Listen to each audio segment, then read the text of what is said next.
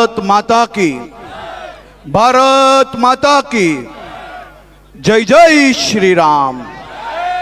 बोल माड़ी अंबे, बोल माड़ी अंबे।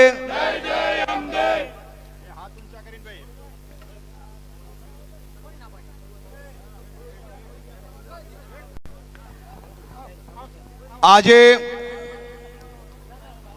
વડગામના સરકારી તાલુકા પુસ્તકાલયનું લોકાર્પણ પ્રસંગે મારે જ્યારે અહીંયા આવવાનું થયું અને આ વડગામની 18 વર્ણો ભેગી થઈ, બધા જ સમાજના આગેવાનોથી લઈને યુવાનો, આપ સૌના ચહેરા ઉપર જે ખુશી હતી અને જે વિશ્વાસ હતો, આ જ વિશ્વાસથી હું ગુજરાતના દૂષણોની સામે લડું છું ને લડતો રહીશ।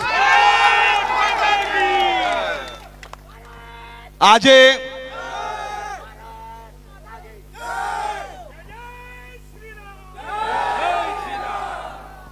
વડગામ તાલુકા માટે આજે આપ જોઈ શકો છો, આ અદ્યતન પુસ્તકાલય એ માત્ર ને માત્ર તમારા બાળકોનું ભવિષ્ય ઉજ્જવલ કરવા માટે આજે લોકાર્પણ કરવામાં આવ્યું છે। આ કોઈની માંગણીથી બનાવવામાં નથી આવ્યું। રાજ્ય સરકાર જે તમારી છે,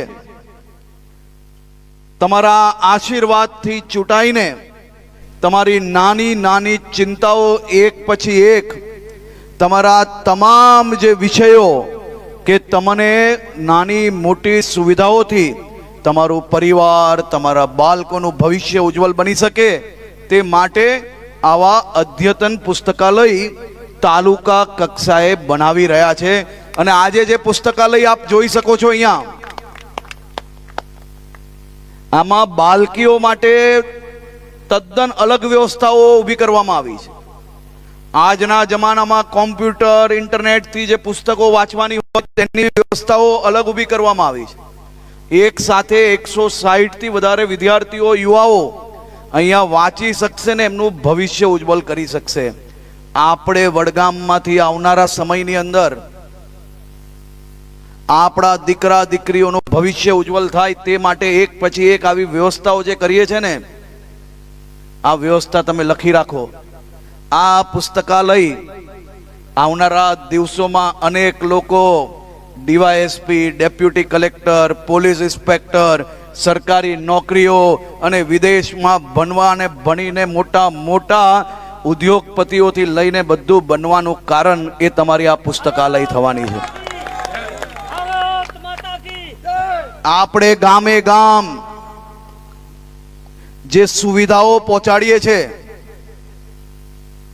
એ સુવિધાઓ આપણું પરિવાર અને આપણા એરિયાના ક્ષેત્રના નાના નાના બાળકો અને યુવાનો એમનું ભવિષ્ય ઉજ્જવલ થાય તે માટે આપણે સૌ સાથે મળીને કામ કરીએ છીએ। આપણા ગુજરાતની આજે દેશનું નંબર 1 રાજ્ય બન્યું, એ નંબર 1 રાજ્ય બનાવવા માટે તમે અહીંયા ઉભેલા સૌ લોકોએ રાત દિવસ કાલી મજૂરી કરી છે।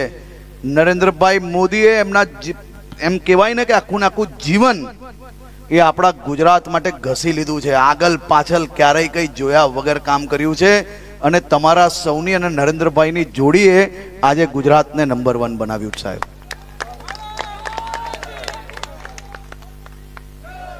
હું તમારો ગુસ્સો સમજી શકું છું,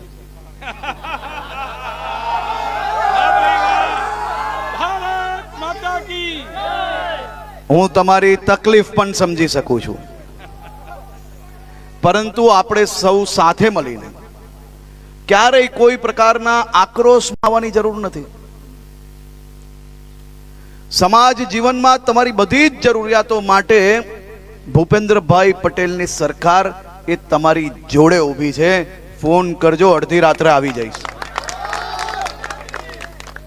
તો આપ સૌને ફરી એકવાર